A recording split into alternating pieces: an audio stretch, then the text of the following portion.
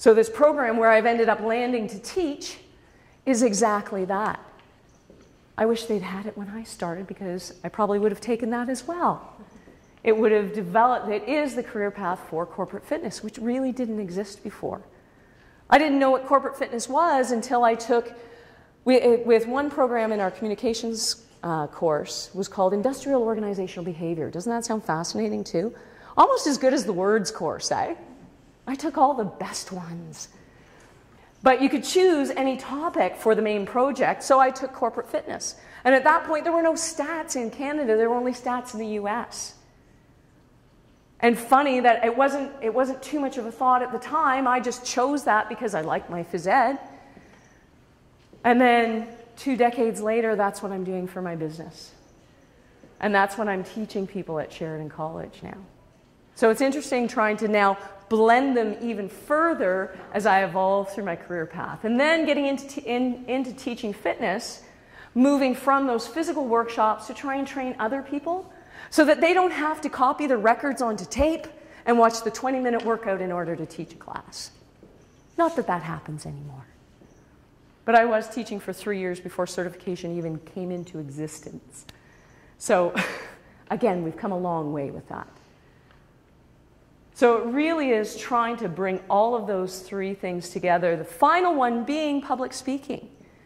So now that I've been out in corporate and trying to physically encourage and motivate people to get working out, now more of what I get calls for are lectures, because corporate fitness is evolving, whereby years ago it was just for the companies that had the money and the space to offer it as a perk for employees. So that's hence why the large corporations, pharmaceuticals, have these large gyms on site. But what about everybody else? Because we know from stats and research that having a corporate wellness program decreases turnover, decreases absenteeism, and increases productivity. All of those wonderful things. However, so why don't more companies have it? Because it's an expense up front. And those wonderful returns on investment don't come until about a decade away. And if you're responsible for the budget this month, you're not caring what happens a decade from now. You may care, but it might not be your highest priority.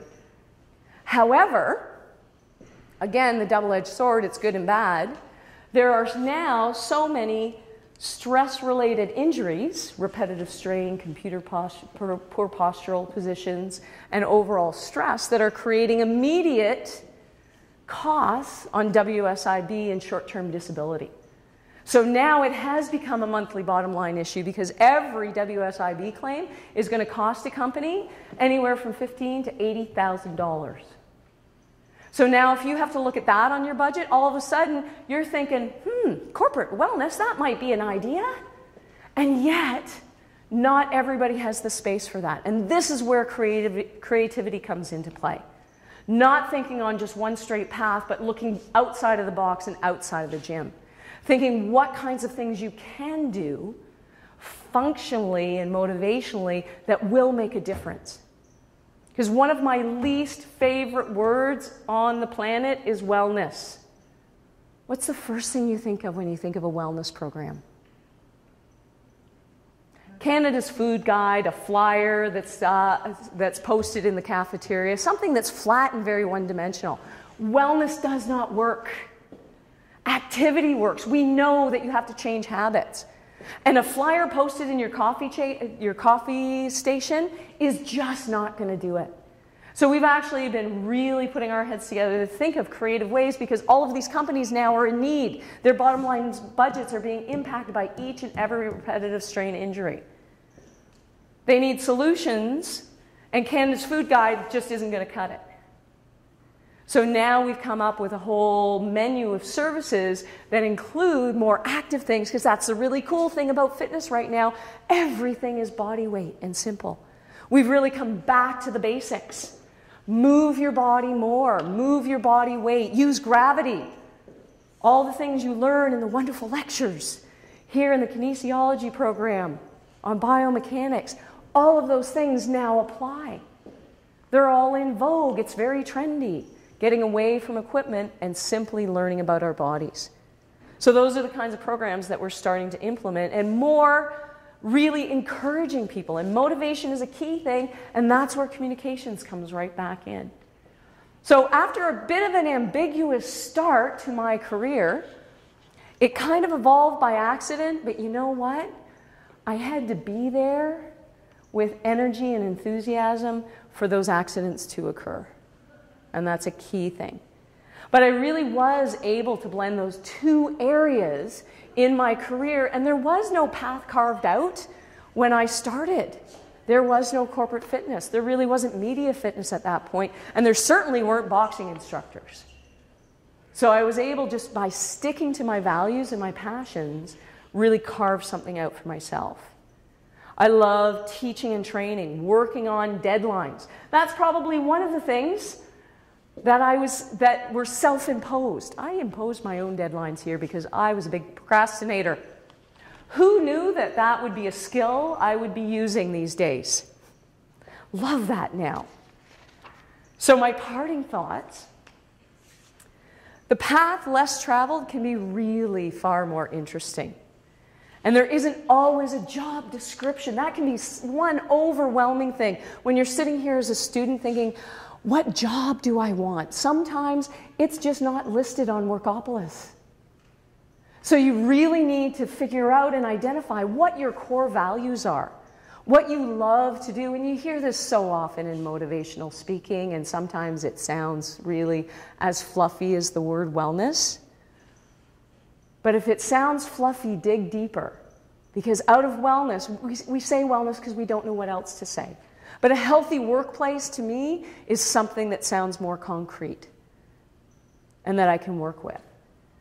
So that's how I went from wellness to healthy workplace. And whatever your career path is, figure out what those core values are and put some solid words to it, and that will help you to identify more of a path that you can carve for yourself.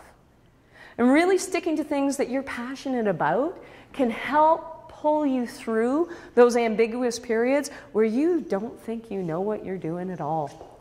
Because day by day that changes, and yesterday I thought I didn't have my act together at all, and then this morning for some reason that changed again.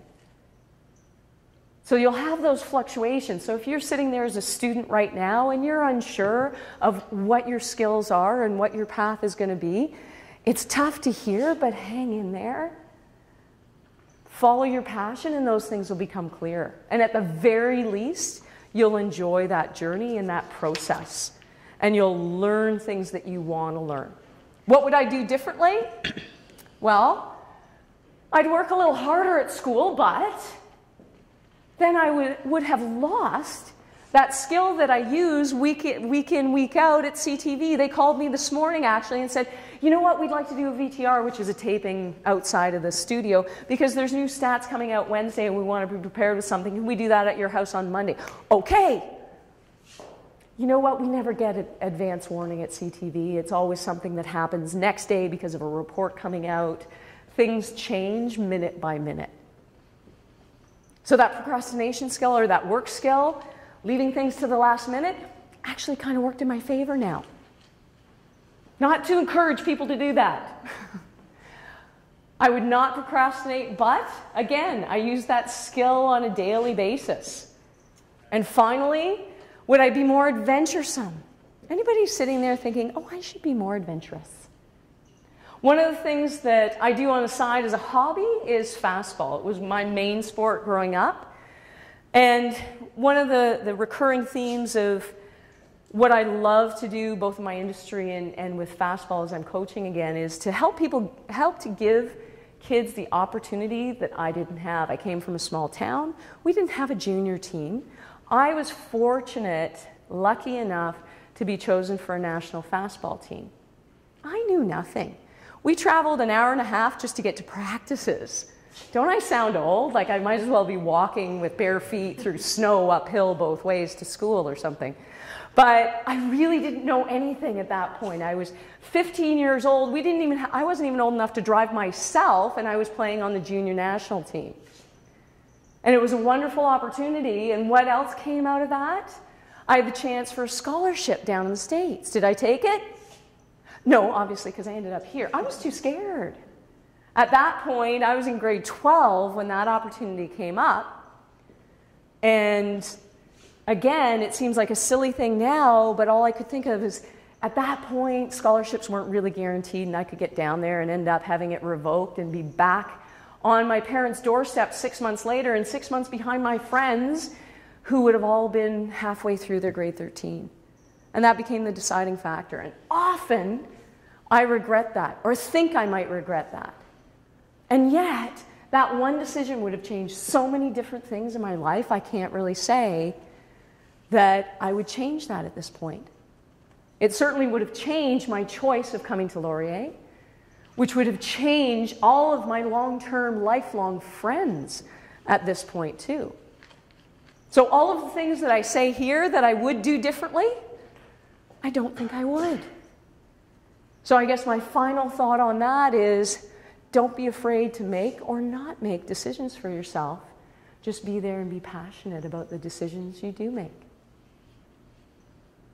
And thank you so much for your time.